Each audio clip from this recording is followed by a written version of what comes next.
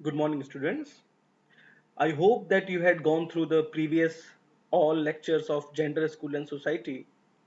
This is Anurag Tiwari from Spindle College of Management Studies, and now we are again here for our next lecture. तो previous जो lecture sessions हम लोगों के हुए हैं उसमें हमने जेंडर स्कूल सोसाइटी के फर्स्ट यूनिट के कुछ इंपॉर्टेंट टॉपिक्स को कवर अप किया. So these are their topics which we had already covered up. We have covered the concept and terms, relate them with their context in understanding the power, relations, relation to gender, sex, sexuality, patriarchy, masculinity and feminism. और आज के इस particular lecture में हम लोग gender bias और gender stereotyping को समझेंगे. और उसको समझने से पहले let's have a very small and very interesting activity. आज की इस वीडियो लेक्चर में हम एक एक्टिविटी परफॉर्म करेंगे और उस एक्टिविटी से देखेंगे कि हमारे अपने माइंडसेट में जेंडर, सेक्स और मैस्कुलिनिटी, फेमिनिटी या इन सभी वर्ड्स को लेकर या हर एक व्यक्ति की पर्सनैलिटी के कुछ एट्रीब्यूट्स को लेकर हमारी अंदर अपनी मानसिकता क्या है, तो वो हमको इससे पता चलेगा. So let's have a activity.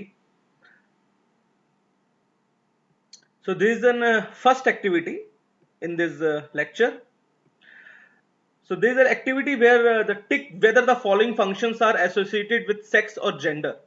यहाँ पर आपके सामने कुछ फंक्शंस लिखे हुए हैं और आपको ये जज करना है कि ये पर्टिकुलर जो फंक्शंस हैं वो किसी सेक्स ओरिएंटेड कंसर्न से रिलेटेड है या किसी जेंडर ओरिएंटेड है. So let's have. So first is breastfeeding. Breastfeeding is as you know, breastfeeding means stanpan. So stanpan is a thing which is done by the females, and it is sex oriented activity. It is sex oriented function. It doesn't belongs to the gender one. ये sex से related है, not belongs to gender. So this is comes in the sex. देखिए ये activity बहुत important है because the जो teaching exams हैं उनमें अक्सर जेंडर, स्कूल और सोसाइटी से रिलेटेड कुछ इंपॉर्टेंट क्वेश्चंस आते हैं और ये एक्टिविटी आपको उन टाइप के क्वेश्चंस को डील करने में काफी हेल्प करेगी. Now let's move to the second one, that is cooking. तो कुकिंग एक ऐसी चीज है जो मेल्स और फीमेल दोनों के द्वारा की जा सकती है. अगर कोई फीमेल कुक नहीं करती है तो वो कोई बुरी फीमेल नहीं हो गई, या कोई एक मेल जो कुक कर लेता है वो कोई बुरा मेल नहीं है. तो so cooking is a gender oriented thing. It is not related to biological process. It is related to choice and preferences. तो कुकिंग जो है वो हमारा जेंडर ओरिएंटेड फंक्शन है. मेंस्ट्रुएशन इट इज अ मासिक धर्म. सो ये एक सेक्स ओरिएंटेड है, ये फीमेल्स में होता है every month, so that is belongs to this category. Growing a beard, तो मोस्ट पॉसिबली अगर हम इसको कॉमनली देखें तो ये मेल ओरिएंटेड फंक्शन है, लेकिन हालांकि कुछ फेशियल हेयर्स महिलाओं के भी होते हैं, बट मोस्ट पॉसिबली ये ग्रोइंग द बियर्ड, ये सब जो चेहरे पर बाल आना, मूछ, दाढ़ियां, ये सब चीजें बॉयज में, मेल्स में ज्यादा देखी जाती हैं. So still it is a sex oriented thing. पर अगर कोई चीज ऐसी है जो मेल और फीमेल दोनों में आती है तो उसे हम जेंडर कैटेगरी में रख सकते हैं. ना boxing. So boxing is a plays a sport which is played by male and female both. तो इसका सेक्स से कोई लेना देना नहीं है. It is come in the gender category. ना the breaking of voice. Breaking of voice ये एक फ्रेज है इंग्लिश का. इसका मतलब है प्रथाओं को तोड़ना, जो पुरानी रीत रिवाज है उनको तोड़ना. तो ये प्रयास हमारे देश में, हमें पता है, हमारे यहाँ महिला समाज सुधारक भी रही हैं. अगर हम महात्मा ज्योतिबा फुले की वाइफ का बात करें, उनकी तो वो हैं, और कई ऐसी फीमेल लीडर्स हैं जो जिन्होंने प्रथाओं को तोड़कर समाज में आगे आकर काम किया. तो ये ब्रेकिंग ऑफ वॉइस एक ऐसी चीज है जो मेल और फीमेल दोनों ही कर सकते हैं. So it is come in the gender category. तो ये एक स्मॉल एक्टिविटी है इस चीज को बताने के लिए कि जेंडर, सेक्स और सोसाइटी में किस तरह फंक्शंस को हम स्टीरियोटाइपिंग में ना बांटें. हम जेंडर बाइस होकर ना चलें. पर्टिकुलर कोई फंक्शंस हैं जो कि सेक्स ओरिएंटेड होंगे और पर्टिकुलर कुछ फंक्शंस ऐसे भी होंगे जो जेंडर ओरिएंटेड होंगे. एक और एक्टिविटी है इसी से रिलेटेड जो कि काफी इंटरेस्टिंग है आप लोगों के लिए. आई होप आपको उसमें काफी इंटरेस्ट आएगा. So this is a little bit interesting activity. इस एक्टिविटी के बाद हम अपना आज का टॉपिक कवर अप करेंगे. देखिए यहां पर आप देखिएगा जो फर्स्ट टेबल है उसमें कुछ कैरेक्टरिस्टिक्स लिखे हुए हैं. That is dependent, powerful, competent, emotional, decision makers, housekeepers, leaders, fickle, consistent, fearful and brave. और मेल फीमेल यहाँ पर दो एम्प्टी कॉलम्स हैं। हमको बेसिकली इन कैरेक्टरिस्टिक्स को ये बताना है कि ये कैरेक्टरिस्टिक्स किस सेक्स में ज्यादा देखने में मिलते हैं, मेल में या फीमेल में। और इस चीज को ध्यान में रखते हुए कि हम वही फर्स्ट वर्ड इसमें सोचेंगे जो हमारा पहला इसमें दिमाग में आता है।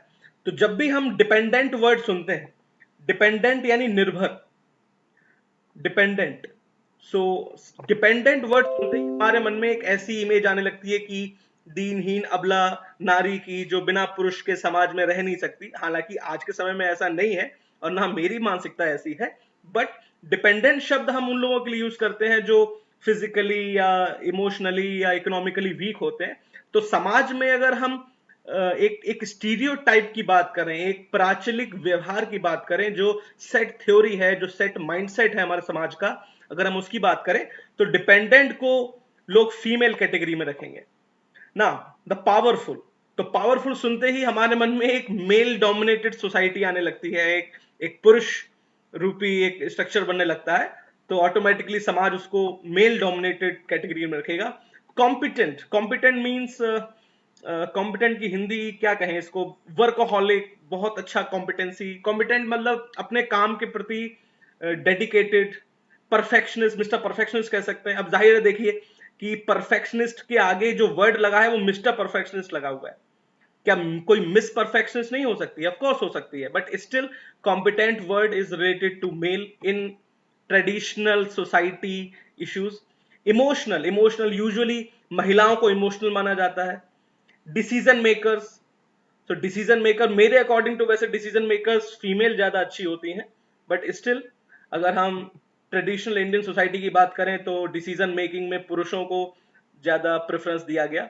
हाउस कीपर्स, सो हाउस कीपर तो हमें सभी को पता है ऑटोमेटिकली इंडियन सोसाइटी में तो हाउस कीपिंग का तो एक काम ही दे दिया गया है महिलाओं को कि हाउस कीपिंग महिलाओं से अच्छी कोई कर ही नहीं सकता। Leaders, next one is leaders, so leaders is also related to male dominating category।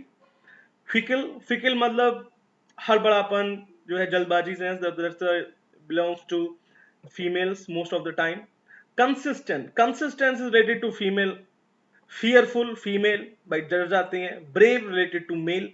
So basically if you observe these type of characteristics, तो हर एक कैरेक्टरिस्टिक को सुनते ही आपके मन में मेल या फीमेल डोमिनेटेड स्ट्रक्चर बनना शुरू हो गया होगा। और इसी घटना को, इसी इवेंट को बेसिकली हम स्टीरियोटाइपिंग कहते हैं। स्टीरियोटाइपिंग का मतलब यह है कि आपके मन में कुछ सामाजिक, आर्थिक, सांस्कृतिक या राजनैतिक बिंदुओं को लेकर जो पहले से समाज का माइंडसेट आपके अंदर बस चुका है और आप भी उसी माइंडसेट से सोचना शुरू कर देते हैं, तो उस माइंडसेट को ही स्टीरियोटाइपिंग कहते हैं। और जब ये स्टीरियोटाइपिंग जेंडर बेस्ड होने लगती है तो हम इसको जेंडर स्टीरियोटाइपिंग कहते हैं। Let's discuss all the other topics, जो कि आज हमारा इंपॉर्टेंट टॉपिक है आज के इस वीडियो लेक्चर का, that is gender biasing and gender stereotyping. So stereotypes are unduly fixed mental impressions or reducing a person to a mere instance of a characteristic।